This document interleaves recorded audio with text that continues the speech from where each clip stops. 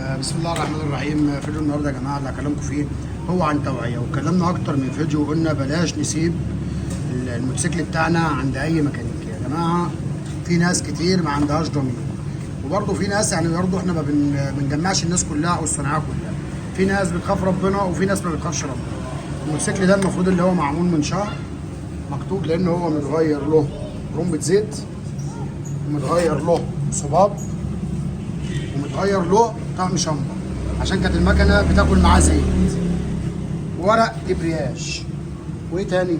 والورقه دي كنت انا رحت له من شهر، قال لي الحاجه دي كلها بصوا يا جماعه، هنا صباب، وهنا مخرطه، وهنا جوان، وهنا زيت، شميز، وهنا شمبر وجوان وش زيت، وترمبه زيت.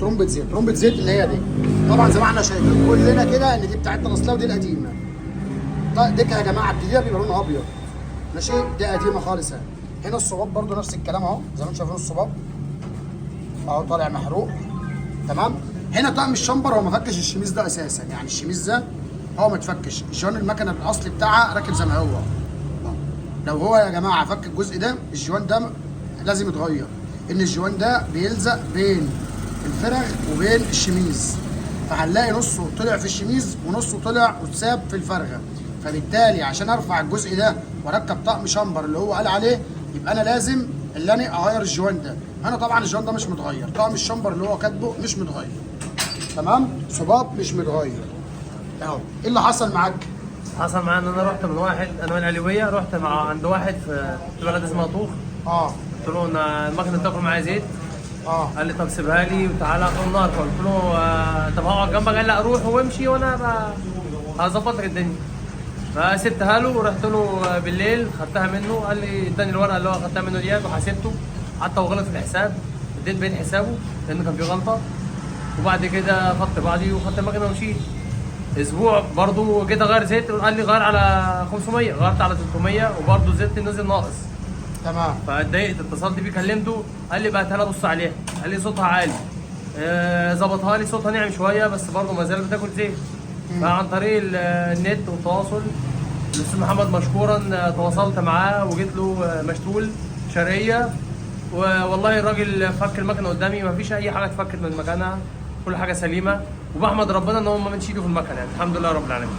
مش مشكله الفلوس اللي هو خدها. وزي ما قلنا يا جماعه، نبص هنا برضو مع بعض يا جماعه. شوف هنا جرايد الكاتينه، يعني انت فكيت مكنه جرايد كاتينه ممشيها على اللحم بالشكل ده، يعني جرايد الكاتينه متكسره وانت ممشيها باللحم ده ازاي؟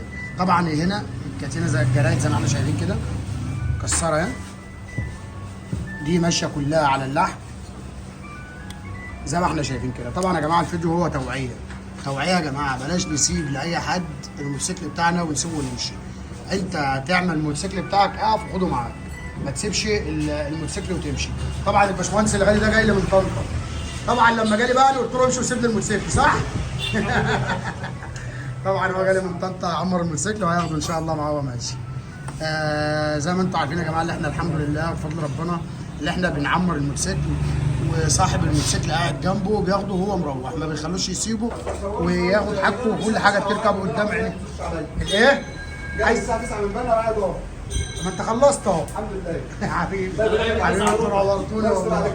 حبيبي الله يبارك لك. وبكده يا جماعه ده كان فيديو النهارده ليكم، لو عجبكم الفيديو اشتركوا في اللايك وتفعيل الجرس.